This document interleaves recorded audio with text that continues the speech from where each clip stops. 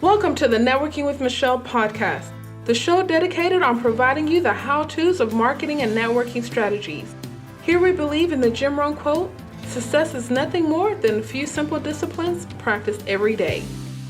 Hey everyone, Michelle Gomez here. Thanks for tuning into another episode of Networking with Michelle. I'm always excited to be here, coming live and direct in between your ears. Hey, so today's guest, Kyshira Moffett. Look, I always have a lot of questions in my head, and she was the perfect woman, the perfect guest to address a lot of my questions when it comes to your personal brand. Once again, this is something that came up a lot when I did my survey a while back about personal branding, and I tried to get all of the personal branding questions out with her. So I think you're really going to enjoy this interview. We talk about, what's the difference between a personal and company brand? It's the beginning of the year, right? Still early 2017. Usually we come up with a new strategy every year. New year, new strategy, right? But what's the difference between a strategy and maybe we just need to do an audit, right? Think about it. Also, we talk about networking tips and my favorite topic, why your friends don't support your business. A while back, I'm sure you've seen the memes. I even did an episode on this, friends supporting your business, where it was like you buy tickets to go see Beyonce, you buy a new purse and all this thing, but how come you won't support my business, right? So I got Kyshira, she provided us for her insight today on why your friends don't support your business. So I'm really excited. I think it's a very fun and entertaining episode. I'm sure you'll enjoy it. Also want to remind you that this interview is sponsored by Line 25 Consulting, empowering entrepreneurs to develop their personal brand by leveraging relationships and expertise. Please visit line25consulting.com. That's line25consulting.com. And let's get on to the show. Hey everyone, welcome to a new episode of Networking with Michelle. Today's special guest is Kyshira Moffett. She is a career consultant that helps millennials, us. She helps us build a brand and career that we can bank on it. Kyshira, how are you doing today, and welcome to the show? I'm great. Thank you so much for having me, Michelle. So first of all, really, really happy for you to be here because before you reached out to me, I somehow came across your Instagram, your website or something. So when you reached out to me, I was like, oh, this brand looks very familiar. So how did you get your start? Your brand is amazing. Let's just talk about branding. Branding. Okay. So how I got my start. So I actually started writing about career development 3 years ago, 2013. And the premise was I was the person in the friend group who always helped everyone else with the resumes and job search stuff. I worked at our undergrad career center, all of that great stuff. So I wanted to start putting my advice down on paper so that maybe I wouldn't have to be on the phone as much, and started doing like freelance resumes and LinkedIn stuff as a side hustle.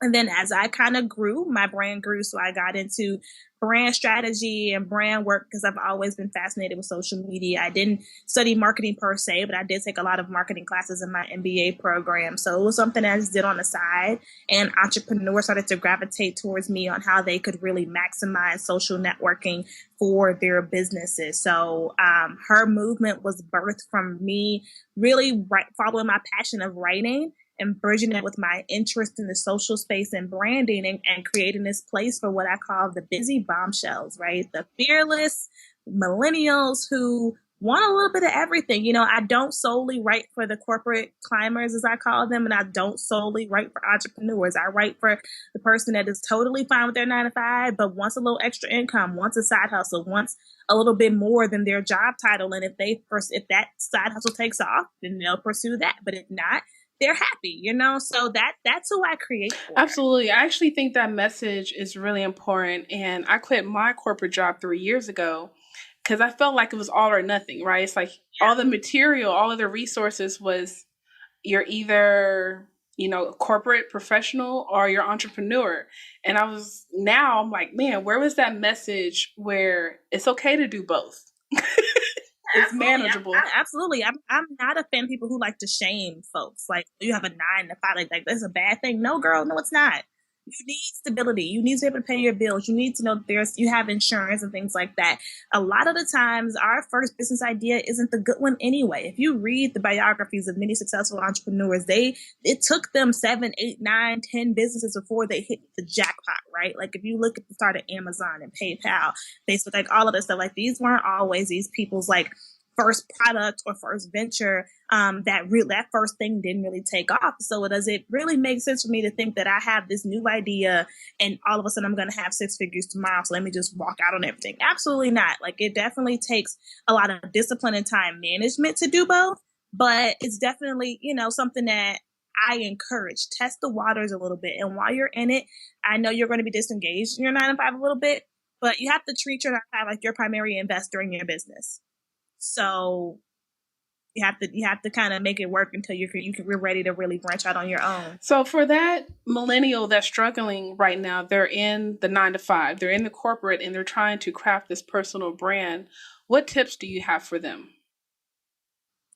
I'm a fan of start with the 2 things you can control, right? The things that you are passionate about and your strengths. So I would say when you're thinking about things you're passionate about, how can you get involved in your community to work on those things so that extracurricular, the volunteerism or whatever, doesn't seem like a chore? So if you're passionate about pets, get involved with the Humane Society, right? If you're passionate about kids, get involved with Big Brother, Big Sister. Those things will help you gain additional experiences and give you ideas where if you really wanted to create a business that's going to help kids, well, kids are going to be like, you should be around them. You should know what kids of today are going through. It looks a lot different than what we went through, right? So that's like a very basic example. And then think about your strengths. So for me, when I finished school, I didn't really have a certain cause I was super passionate about at that time, but I knew I had a strength in professional development. Like, I love planning professional development. So I got involved with the local Urban League Young Professionals and became professional development chair. So not only am I like doing something that I'm good at, but I'm networking at the same time and getting my brand out. So my brand has always been development. Always. Now, what that development looked like in terms of whether it's for career folks or entrepreneurs, it didn't really matter because I branded myself as an expert in this thing. And people make this assumption that if you're really good at something, that means you can do a lot. So the opportunities will still come to you even if you brand yourself as an expert. So I say, survey your local community, see how you can make an impact, and those opportunities are going to come, and it's going to give you great business ideas. I never had run out of content for my blog because I'm around the people that I write for every day. So I know what they're going through. I love it. I did see that we had that in common. I was fortunate to sit on the board of the Urban League Young Professionals here, as well as the Black MBA in 2013. How have those organizations helped you with your networking, getting clients and things of that nature? Yes. And like, I'm already like, if you ever need anything, Michelle, call me because you're a YPE.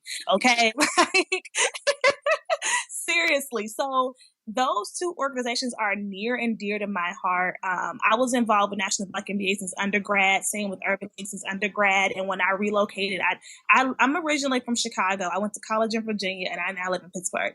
So I've always sought out those chapters because they're kind of like fraternity, sorority groups or alumni groups. You're kind of automatically welcomed in when you go somewhere new. So when it came to both of these organizations, I was fortunate where there was opportunities for me to really spread my wings. So when I first got involved, I was not looking to get on the board right away.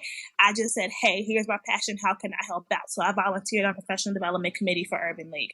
I volunteered with membership and programming for National Black. When spots opened up on both of those boards, I didn't apply.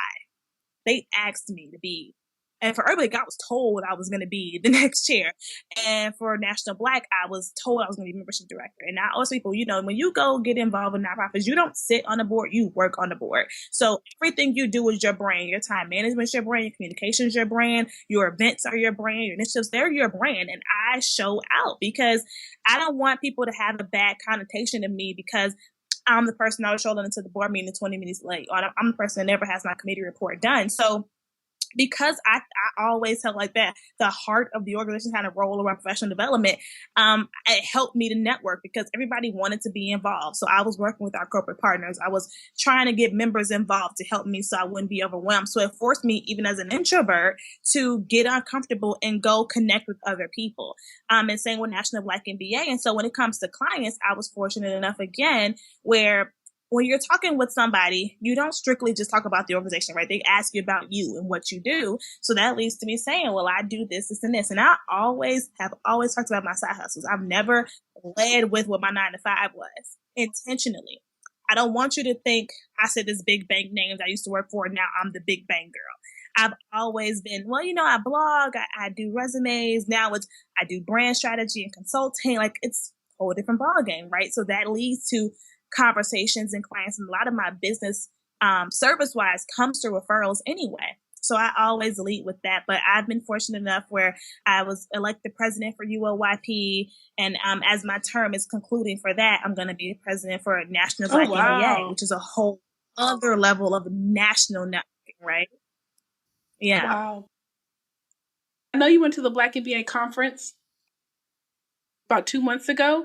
What about some networking tips when it comes to conferences? Some people, some people, they're like, they're already on the fence about networking. And then when you say conference, especially with the Black MBA, right under 100,000, that's a big conference. It's a huge conference. It's a huge conference. So what are your networking tips for conferences?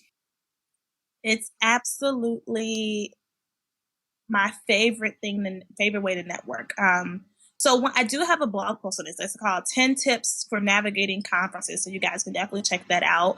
But my main thing when I'm going to National Black or any conferences, I have an objective. What is my point here? Right? Outside of learning and growth, what is my point? So I normally set a goal. Like I need to have at least 5 meaningful conversations. Meaning when I walk away with this business card an hour later, I'm not going to forget who you are. I may say I want to get at least 3 leads on clients or something like that. Or even like as in my current day job, I'm a career advisor for an MBA program. So it might be I need to talk with 5 new companies, So everything I do comes full circle. It all relates. And with National Black, I kind of set that goal. Like, okay, I want to meet this amount of people, right? Like I knew there was people who I follow on Twitter who I knew were going to be there that I needed to connect with. So I intentionally was looking at speaker lists, right? So if there's someone you want to connect with, look at who's speaking at certain sessions and go to those sessions a little early so you can connect with them, or stay a little later so you can connect with them. Mention them on Twitter, let them know you're coming. In your workshops are going to be small sessions. Even for large conferences like National Black, the workshops aren't going to have more than 40 people or so in it. The small business summit that they had that last day, our room might have had 35 people in there.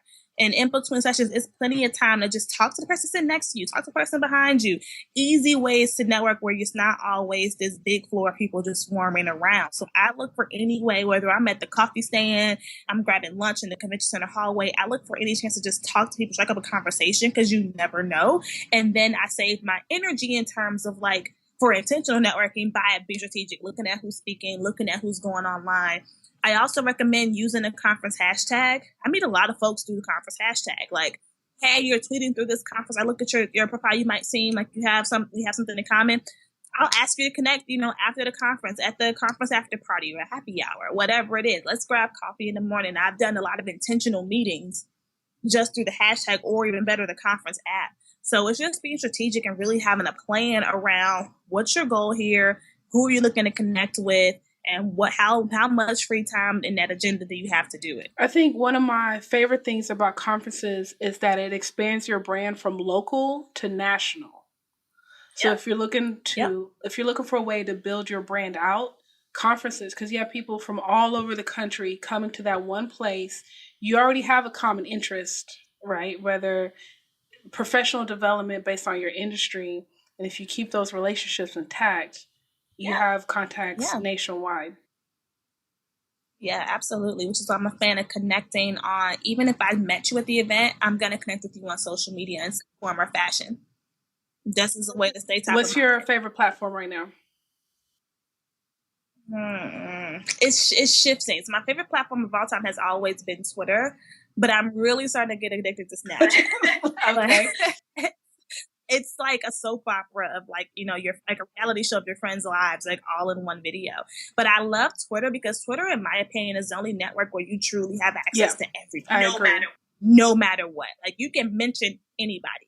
DMs are a little bit harder to navigate, but not as hard as LinkedIn and definitely not as hard as Instagram, because Instagram and Facebook are the same. If we're not connected, like mutually following each other, then my messages go to the other folder. So even on Instagram, it'll give you the notification. Like if you click DMs, it'll say you have 5 message requests. But Instagram doesn't notify you that you have those requests. You have to actually click in your inbox to see that. So it's still a delay on how long it takes for that person to see it. This happened to me. Someone messaged me when I was at a conference in DC, but we weren't connected. So I didn't even see her message request until after the conference was over. I missed a lunch meeting with someone who I really admire because of how Instagram notifications work. So Twitter is absolutely my favorite when it comes to quick hit networking. So typically, let's say I'm trying to connect with you. I want to be on the show and I email, maybe I don't hear anything. I'll use Twitter as a way to say, hey, I've been following you for a while. I sent you an email. I'm really looking forward to hearing from you. This is an easy, quick, like something to notify you like, hey girl, sent you some, check your notes, whatever you got to do. And it's always worked out for me. Always, and even like you think about influencers, your favorite celebrities, like they connect with their fans and followers on Twitter all the time. All the time.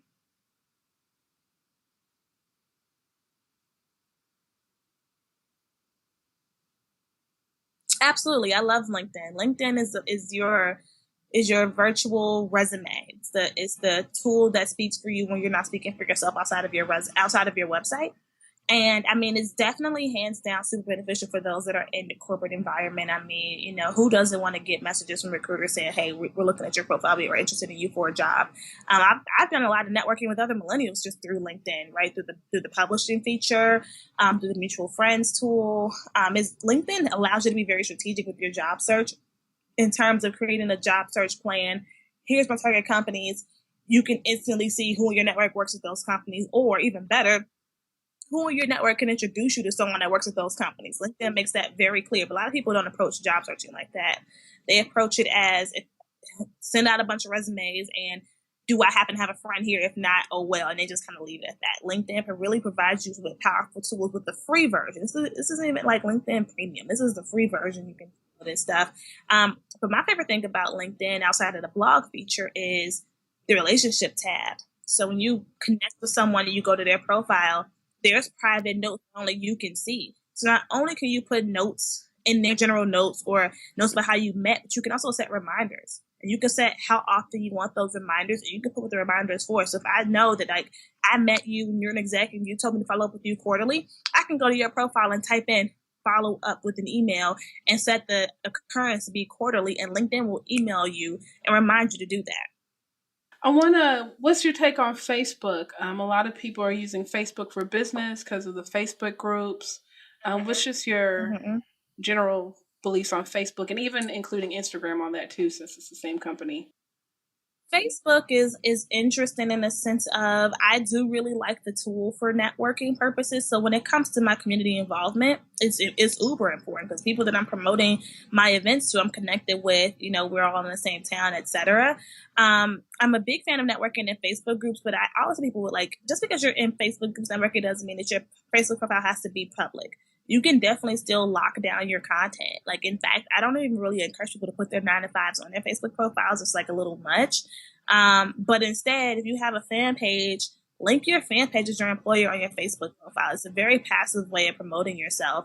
And that way, if people in the group decide to click on your profile, they'll still see that fan page, which is where I direct a lot of my people. Like, I don't accept everybody on Facebook. Not even that I have anything to hide, because I'm connected with my whole family on Facebook and my colleagues. So it's not like I'm out here being wild anyway. But it's just like, this is the one thing that I need to not be super public. Like I'll change the settings sometimes to make things global so people can see them. And they're typically things related to my blog. But other things like, I'm really big on privacy settings. So I say you can definitely network your heart out, but that doesn't mean that your profile has to be private. Always have some kind of public profile for people to use and connect with you on if you're in the business and branding space. And then the same with Instagram. Like if your brand is visual, then use Instagram to network and have your profile be public. I've seen too many businesses with private pages, and that makes absolutely no sense. How are you going to get exposure if your profile is private? On the flip side, If you're not looking for that exposure, if you want to have a private network that's just for family and friends, lock stuff down. Okay. It's the top of the year, top of 2017. Everyone's in strategy mode. Everyone is goal oriented. For you as a strategist, when you're talking to your clients, how can you help your clients decide if they need a brand new, full, comprehensive strategy versus an audit? I asked them about two things. One, are you truly happy with where you are? Everybody wants growth. That's not different. But can you truly say that you're pleased with your 2016 performance? Can you say that you're pleased with where your current state of affairs are? That's one. And then two, are you seeing the types of results that you want to see? Did you accomplish all of those milestones you set for the last year or this quarter or whatever? And based on that kind of tells me, those two things together tells me if you need to start from scratch or if you need some kind of just like some tweaks. So that's why with my business, I always offer a free, quick strategy session because it doesn't take me long to figure it out. My calls are quick, 15-minute. Like I can tell, and people will tell you to talk to me. I will, if I feel like you have yourself together, I'm going to refer you to the workbook and you can keep going, But if you need like a deeper dive, like, okay, girl, you need to get in this program, the Brand Society program, because girl, we need to start over and I'm going to hold your hand through this. Okay. So I definitely think you have to really be honest about where you are. I did a podcast previously on change is good for your brand. A lot of us are so stuck to the thing we started with. Back to my earlier example, people start new businesses all the time. It is so okay to pivot, adjust, renew, and just make sure that the purpose behind the pivot is your own growth and desires and not because of what you see somebody else doing online and the results you see somebody else getting. So you feel like, oh, I need it too. Absolutely. So a couple of months ago, I heard your interview with Alex. I don't know the name of his show. Dream with the Limits Radio. So we talked about friends not supporting your business. And I think some of the backstory was, people buy Beyonce concert tickets, support these artists and all that type of stuff. And you said some interesting, you said a lot of interesting things pertaining to that. So I just wanted to see if you could share some of that. But yeah, like why my friend's not supporting my business? Why is that? I feel like that was a controversial episode. But since Miley said it too, Miley came out with a podcast and I taught you on this topic. Now I feel like I can truly be vindicated here. Your friends and family are not always your target market. Like that's just like, what entrepreneur do you know that successfully hit $1 million a year consistently off of the support of just their family and friends? Who? Let that marinate. You do hair. How many of your cousins you got that you can do that so in before you need some more clients? Right. But I get on the flip side, it does hurt, to have friends that won't share your content, share your stuff or whatever. And it's something that when I started out, I had to work through it. But now I'm at a point where, again, I'm not creating for them. I'm creating for my audience. And if my friends happen to fall within my audience, perfect. And if they don't, perfect. They support me in other ways. And this is something Malik was saying, like they support me in terms of just being there for me emotionally and spiritually, coming over when I'm crying over a breakup at night. Like, dang, the business, help me with life. Like you don't need to buy my toolkits or whatever, like it's a whole different ballgame. And I think that, the example is always, well, they support Beyonce, they buy Lemonade, and they bought Anti from Rihanna, and they'll go buy the Puma because Rihanna did. And I'm like, yeah, and they have stellar, excellent branding. Beyonce was very strategic in that album and how she dropped it. And she does what people in business should do. You build a fan base, you build brand loyalty, and you have a brand of excellence and quality, so they know when they get it, it's always going to be good. No one ever doubts if a Beyonce album is going to be good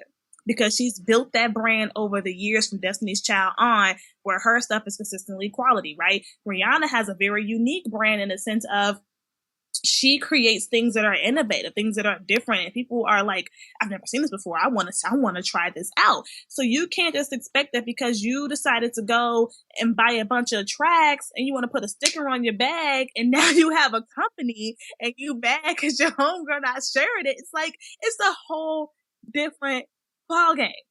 It's a whole different ball game.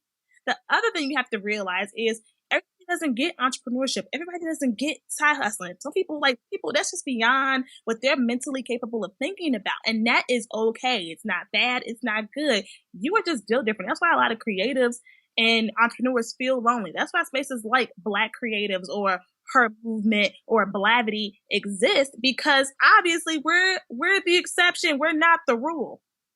That's why we need our own spaces. So everybody's not going to get it, and people can't wrap their minds around it. And it's like, yes, you are definitely going to have some haters, but everybody's not a hater. Everybody that don't support isn't a hater. They are just not engaged. You're not interested. Like, there's people I know who have businesses that it's not for me. It's absolutely not for me. I look for other ways of support in terms of, maybe I'm not buying from you, but I'll invite you to come be a speaker at an event that I'm hosting for Urban League, or maybe I'll invite you out to my Hustle Her Way conference to speak or something like that. But it doesn't always have to look, support doesn't have to always look the same. Oh, yeah. You know what I mean? So, absolutely. I did an episode and I said support could be even sharing my post, right? Sharing my podcast post on Monday, or giving me a referral, right? My service might not be for you, but if your friend is talking about they need marketing or branding, hey, why don't you refer Kyshira to do the job? I don't need your dollars exchanged to me hand in hand. I do want to push back a little bit. Some people kind of feel like, well, no one supported me. No one supported me 3 years ago, 5 years ago, and now I'm an influencer or whatever. Everyone wants the hookup. They want the discount. They want to be a part of this thing. What about that? How do you deal with those situations? I mean, but it's the same deal, and it's one of those things where, and I've been there, so I'm definitely not going to sit up here and act like I've never been in my feelings about this. So let's get that clear. But it's the same deal. Like, I was watching a video on Blavity with an interview with this guy who owns like an incubator type company, and he was just saying, like, okay, it's a natural transition for people to jump on you when you hot. Right? Think about, again, your favorite celebrities. Like, do you really remember their first movie, their first single? Like, you might have been super loyal, but you was one of few, right? Look at Bruno Mars and how poppin' he is now. Granted, I was gonna say he's always been poppin', but everybody around me has been with Bruno from the beginning. Some people still, some people think. Well, I was thinking about Omari Hardwick. Because some of these movies, I'm like, wait a minute, what's going on? Right. Think about the Tyler Perry story, right? Whether people like Tyler Perry or not, he is successful. And think about the stories of his first plays when he can barely pack out a house, barely get actors. Who really remembers the guy in the video? But Bobby was talking about, like, who really remembers the day Facebook launched, the day Google launched? How long did it take people to really get on MySpace? So I think that the fact that we think we're immune to the normal cycles of business is crazy to me. So if you look at the founder of Boss Babe, Alex Wolf, she did a class on, like, how to capitalize on early disruption. So when you know that you're about to break out, like, how do you capitalize on that early energy and quickly build a following? There's strategy behind this. You can't 100% expect people to just automatically jump on something just because you just dropped your business like a mixtape. Like, it don't work like that. And people also have to have faith and trust in you. So think about the amount of people that are starting businesses just to try something, just do something. And then even for me with bloggers, I've seen bloggers come and go in 3 months. Beautiful sites, great content. Their heart wasn't in it, so they're gone, right? After a while, like, you start to just get immune to it. Like, oh, here's somebody new. Let's see how long they last. Let's see how much credibility they have. Let's see how they can really stand the test of this business or how this brand world works. And then I'm going to be all in. So I think that we have to just recognize that there are cycles in business, there are cycles in marketing, and you're not immune to what everybody else goes through. I love it. Good points. What do you have planned for this year, 2017? That's a good question. So I have a 12-week coaching academy that launched earlier this year, and I'm going to continue to do cycles of that. So it's not an ongoing, like, consistent enrollment. It's like a cohort style program. So I really want to grow that. So I'm really excited about. I definitely want to do more speaking. I did a ridiculous amount of speaking in 2016, and I want to do an even more ridiculous amount in 2017. Last year was my first taste of national speaking, so I want to do more of that, even go international. And of course, expand the blog. I've finally added contributing writers to my site, which took me forever because her movement is my baby. And I'm just like, oh my God. But I have a great, great team of people who love contributing to the site consistently. And they've been a big support. Ensuring that there's always content up there frees up time for me to create content in other ways, whether that's Periscope broadcast, Facebook Live, my emails. I like for my emails to be value add, whether that's the Bombshell Diaries, my podcast, or if that's me speaking. It gives me time to provide content in other avenues. I got it. Are you looking for writers right now?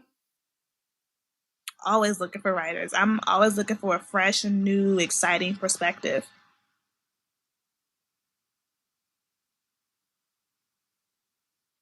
So, one, I want to acknowledge you. I love your energy. I love your spirit. We could hang out. I know we could.